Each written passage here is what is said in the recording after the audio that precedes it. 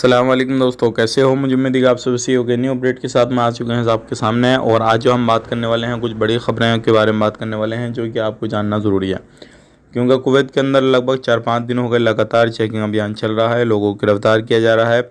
और जो रेसिडेंसी का उल्लंघन कर रहे हैं उनको तो बिल्कुल ही नहीं बख्शा जा रहा। अब 4 तरीके से और लोगों को जो है पकड़ा जाएगा। अगर कोई भी उल्लंघन करता है, किसी भी तरीके से आप इस तरीके से उल्लंघन करते हैं तो आपको ज़रूर पकड़ा जाएगा। ज़रूर शुरू से लेकर आखिर तक वीडियो में बने रहें। लेकिन उससे पहले मैं आपको बताना चाहूँगा, चैनल पहली बार देख रहे हैं, चैनल को ज़रूर सब्सक्राइब करें और साथ ही साथ बेल आइकन ज़रूर प्रेस कर दें, ताकि हमेशा आपको इसी तरीके से कुवैत के बारे में जानकारी टाइम टाइम मिलती रहे और आप हमेशा हमारे साथ में जुड़े रहें। सबसे पहले हम बात कर लेते हैं यहाँ पे चौथे दिन भी जो है कुवैत के अंदर अभियान चलाया जा रहा है चेकिंग का। जैसे कि आपको मालूम है, जलेब, महबूला, खेदान वगैरह में जो है सब में चेकिंग हो रहा है। और ख़ास करके जो फर्स्ट और सेकंड डे में काफ़ी ज़्यादा लोग पकड़ गए थे, लेकिन अभी भी पकड़े जा रहे हैं। लेकिन कम तादाद हो गई है। अगर आप कहीं पर भी रहते हैं तो बिना सिविल आईडी, बिना रेसिडेंसी, बिना जो अपने अकामे वगैरह के बाहर ना निकलें। अगर निकलते हैं तो अपने साथ में लेकर निकलें।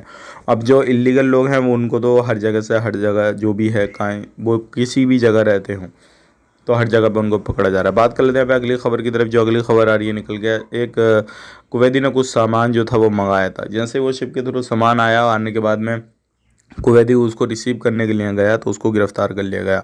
अब वो सामान कुछ ऐसा था जो क्या कुवैत में बैन कर रखा है, तो उससे पूछताछ हो रही है तूने ऐसा क्यों किया और ये सामान क्यों मंगाया।